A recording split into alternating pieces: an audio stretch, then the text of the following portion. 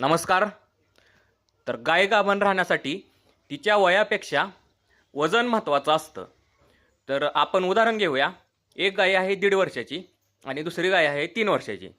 1.5 वर्षाच्या गायीला तुम्ही जंताचं वेळापत्रक व्यवस्थित पाळलं आणि संतुलित आहार दिला तर तिचं वय झालेलं आहे 400 किलो.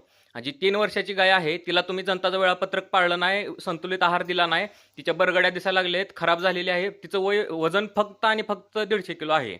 तर आता काय होईल, तर ही 1.5 वर्षाची गाय आहे ती गाभण राहील, कारण तिचं वजन व्यवस्थित आलं आहे. आणि 3 वर्षाचं गाय आहे ती गाभण राहणार नाही. तिचं वय वाढून पण उपयोग नाही, कारण तिचं वजन व्यवस्थित वाढलेलं नाही. वजन महत्त्वाचं असतं वयापेक्षा, म्हणून तिचं वय वाढून पण उपयोग नाही. पण ही 1.5 वर्षाची गाय आहे ते गाभण राहील, कारण तिचं वजन व्यवस्थित वाढलेलं आहे, 400 किलो झालेलं आहे. तर म्हणून मी सांगितलं, गायी गाभण राहण्यासाठी तिच्या वयापेक्षा वजन महत्त्वाचं असतं. तर वजन चांगलं ठेवण्यासाठी काय करावं लागेल? पहिली स्टेप जंत निर्मूलनाचं वेळापत्रक पाळणे आणि दुसरी स्टेप संतुलित आहार देणे.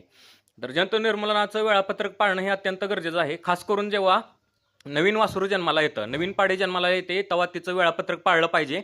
अंदाजे देऊन चालत नाही. बरेच शेतकरी अंदाजे देतात, तर अंदाजे न देता वेळापत्रक पाळलं पाहिजे. तर वेळापत्रक मी तुम्हाला सांगतो.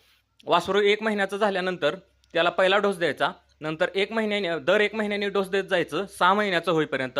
6 महिन्याचं झाल्यानंतर दर 3 महिन्यांनी डोस देत जायचं 2 वर्षाचं होईपर्यंत. एकदा गाय मोठी झाल्यानंतर जास्त डोस द्यायची गरज नाही. वर्षातून फक्त 3 वेळा, 4 महिन्यातून एकदा, म्हणजे उन्हाळा, पावसाळा आणि हिवाळा अशा 3 ऋतूमध्ये 3 वेळा डोस द्यावा लागतो. पोटातले जंत व्यवस्थित बाहेर पडले तरच वजन वाढतं आणि वजन वाढलं तरच गाय गाभण राहते. म्हणून पहिली स्टेप आहे जंत निर्मूलन आणि दुसरा आहे संतुलित आहार.